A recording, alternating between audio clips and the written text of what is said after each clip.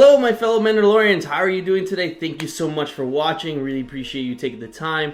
So we're going to talk about episode 4. And before we get started, just want to make sure that if you haven't watched episode 4 and you don't want to get any spoilers, please pause the video, watch the episode, and come back and we'll talk about it then. So anyways, we're going to talk about episode 4. Episode 4 basically starts off with the Mandalorian, his spaceship in space, trying to figure out where he wants to go to lay low with the Baby Yoda. Baby Yoda is still trying to figure himself out, and you see the reactions of like a normal kid would do, like, oh, don't touch this, you know, and they touch it anyway. So it was kind of funny how they included that into the storyline with the first few minutes of the show, that he was a kind of rebellious kid but doesn't speak or anything like that. So I thought it was really cool, and I like that about the show so far. But once they figure out where they're gonna go, which is a remote planet, it has no spaceports, has nothing, he lands in this area where there's just a small little town. He goes over there and he notices a woman in this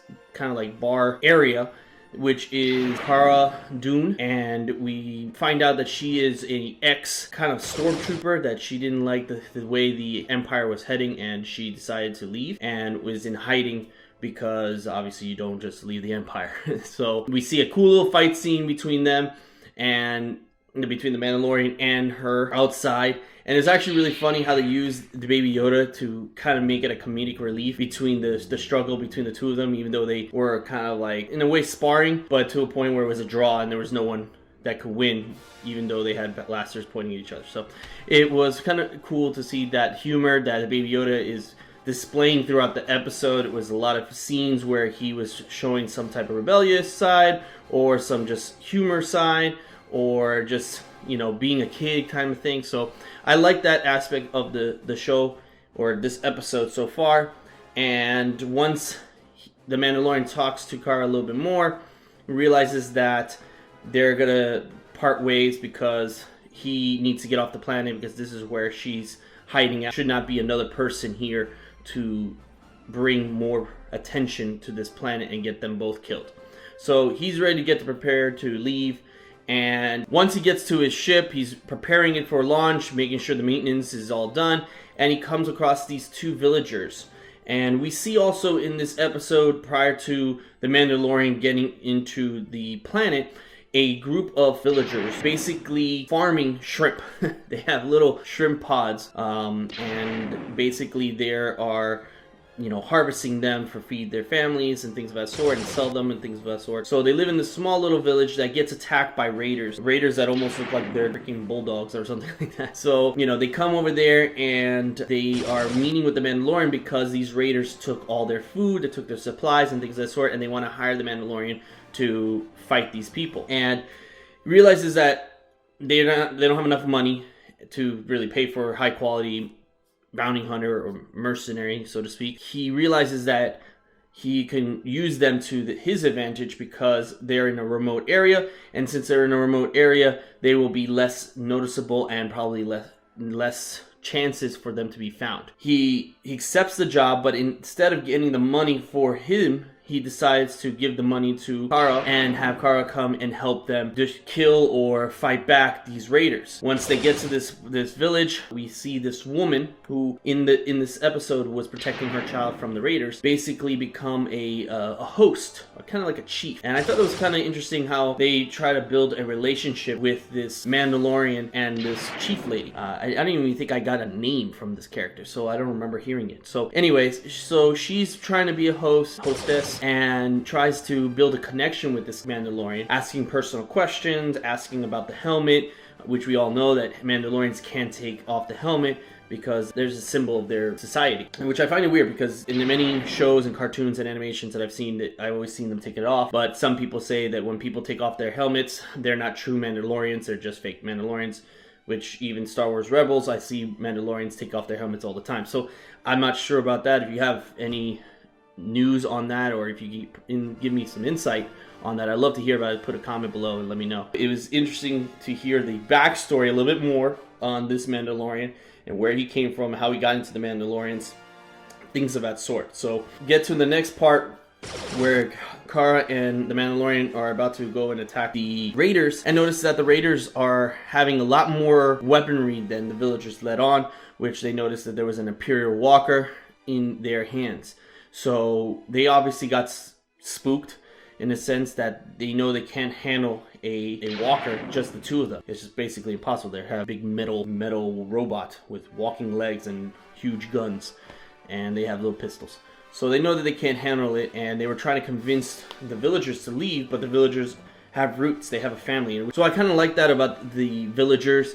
It reminded me a little bit more of the Native Americans that we have today, that they have a land that they find that they've lived on for centuries, decades, and have personal family ties to that ground itself. So I love how they're introducing these type of cultures, which is kind of how Star Wars was related, and many of the storylines is religious in some format or some cultural base that we have going on today, that even though they're called something else, they're relatable to our standards like Buddhism and things of that sort. Love the fact that this was included. So getting to that scene where they're trying to convince them, they basically find a way to make them soldiers, kind of like a militia, to defend themselves from any damage held towards their families or their properties, things of that sort. And they start learning how to shoot, how to fight with kind of spears, how to build ditches and things of that sort, and lure these walkers and raiders into a specific trap to defend the area. So once they've come up with this plan, the Mandalorian and Kara go into this camp of raiders and kind of like, you know, poke the bear, so to speak, and bring them towards their trap. So once he was able to bring them into the trap, they start having a huge firefight, and that's where a lot of the animation comes in with the walker, and it comes in with a lot of the action where you have a lot of explosions and you have a lot of blasters thrown around. So I love that aspect of the thing. Once they figure that's all out, and they just get rid of the raiders, the Mandalorian, you could really feel this emotional connection between the chief girl, I'm going to call her that because I have no other name for her, and the Mandalorian. You could really see that, and that's another display of this actor, Pedro, who is able to display this emotional reaction without even showing facial expressions, and because he has his helmet on, and you're able to feel that, like, they want to be together kind of thing, and that he really likes this girl and he respects her. It's kind of like, you know, kind of like a physical attraction plus emotional connection type of thing. So, and not only that, she can shoot really, really well. And I think that's kind of what got him really interested in her in the first place. So I like that fact. And I really like the fact that they were able to bring a little bit more of the childhood nature of the Baby Yoda in this episode. You know, you see a lot with Baby Yoda playing around with the kids and moving around, and they talk about him in the episode like he's gonna be sad and he's more communicative about this, but really we haven't heard one peep about this Baby Yoda talking, not in full words, not in full sentences, just more like ooh, ah, and ah kind of thing. Like a normal baby child. But they talk to him like he understands a lot of things, which makes sense because he's 50 years old, but at the same time, like, he hasn't spoken one word. How the hell are you gonna know?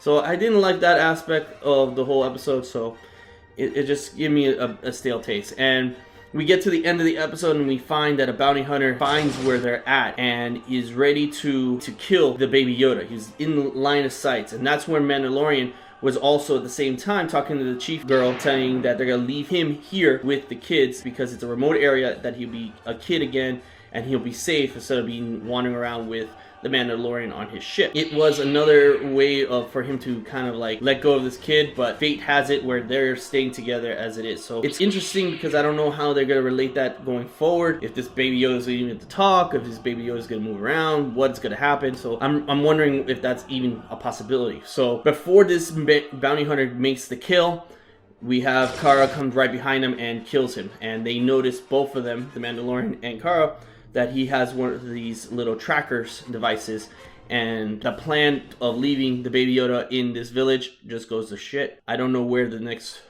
travel is, but it's also a great aspect behind it because I love the fact that we're also going to get new locations every episode. At least I think it is, and it's not going to be the same thing over and over again.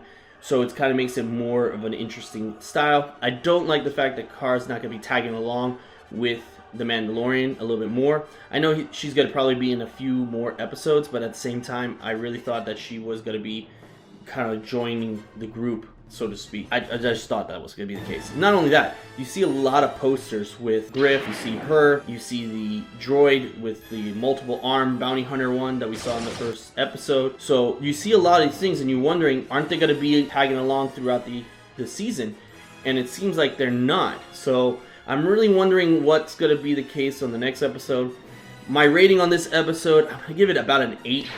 Because I really enjoyed the action scenes, I really like the storyline, I like the emotional connection, but I didn't like the fact that we're not keeping the same characters. I don't like the fact that Baby Yoda is not talking at this point because he's a 50-year-old child, but you know, he should be at least talking in some type of communication. And I don't like the fact that they're assuming what he's thinking when he hasn't even said those words. So I don't really like that, but I like how the storyline is coming together and you get to learn a little bit more about the Mandalorians and things of that sort, so I'm really happy about that too. Alright guys, so that's all I have for today. Thank you so much for your time and following along with me. Please hit that like and subscribe button below. Follow along with me on Twitter if you like as well. And also stay tuned for any new content that's going to be coming out in the next couple of days and maybe weeks, and talking about Mandalorian and other programs that I'm also reviewing at the same time. So thanks again and have a wonderful day. Bye!